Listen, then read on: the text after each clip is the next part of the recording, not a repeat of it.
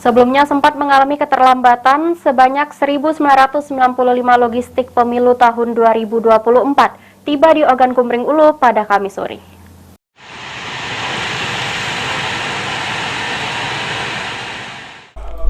Setelah sebelumnya mengalami keterlambatan tiba di Kabupaten Ogan Kumbring Ulu, logistik pemilu tahun 2024 tiba di Ogan Kumbring Ulu pada Kamis sore kemarin.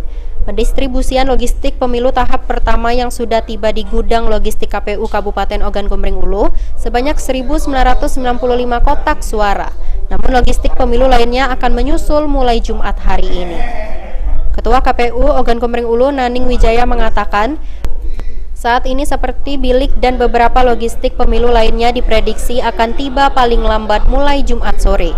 Diketahui Kabupaten Ogan Kumbring Ulu membutuhkan sebanyak 4.900 bilik dan 6.151 kotak suara. Jika pendistribusian logistik pemilu telah diterima, selanjutnya akan didistribusikan melalui PPK per kecamatan dan dibagikan per TPS, di mana per TPS membutuhkan 5 kotak suara dan 3 bilik. Kotak suara yang datang hari ini berjumlah 1.995 kotak suara dari kebutuhan 6.151 kotak suara untuk di TPS dan di PPK.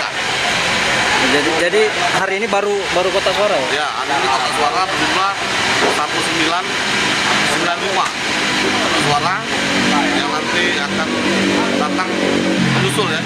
Nanti berjumlah 6.151 dan 4.900 bilik suara.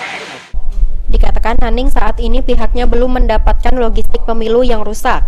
Namun nantinya jika terdapat kerusakan, pihaknya akan mengajukan komplain untuk diganti dengan yang baru. Ari Pranika, PAL TV.